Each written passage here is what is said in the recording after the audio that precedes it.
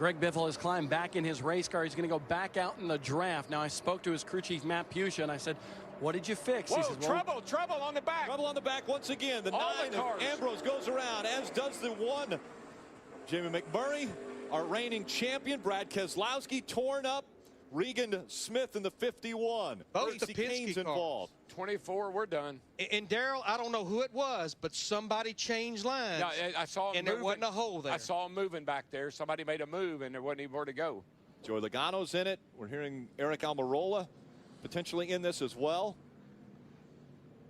This pack was growing 15 to 16 cars, and most were involved in this. But this is what? This is why. Okay, this is why we haven't been doing a lot of drafting. This is the fear you have. And why do we have that fear? Because we usually get a reality. It could happen.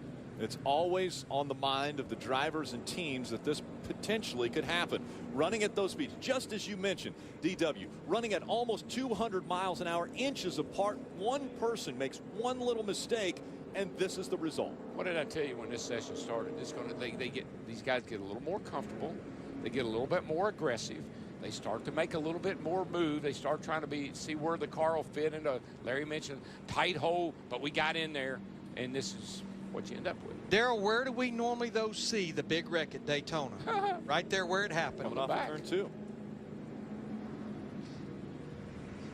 Yeah, I'm still writing driver numbers down, and I'm already up to about 10 or 11. Well, I think we said there were 19 cars in that pack, and I got to believe that about 15 of them were damaged. And you know, old car, new car, whatever, that just simply was a misjudgment on some driver's part back there. A lot of damaged vehicles making their way back into the garage. Regan Smith in the 51 makes the hard left turn. You see Jeff Gordon in the 24 team. Yeah, Jeff's pushing got that car in. Fluid running out of his car. We saw the 5 of Kasey Kahne also sliding through the grass. Marcus Ambrose out of his race car taking a look.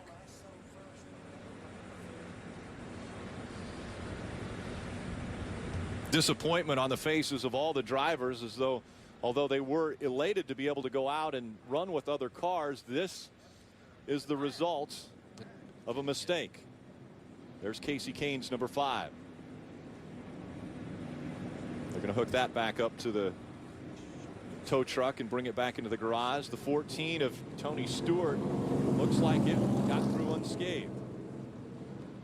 Biffle walking back to his hauler.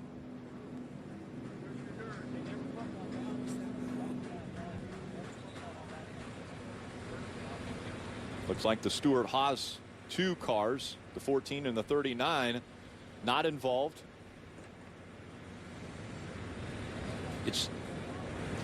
Larry and I are busy trying to exactly figure out what happened. We're going to take a look here. Take a look at this and see if we can get an idea. You're going to see the 9 car come to the left. They're right in that area right there. Yeah, the 9 car is going to come to the left. The second car in line. And he's going to get, I think, pushed or tapped from behind.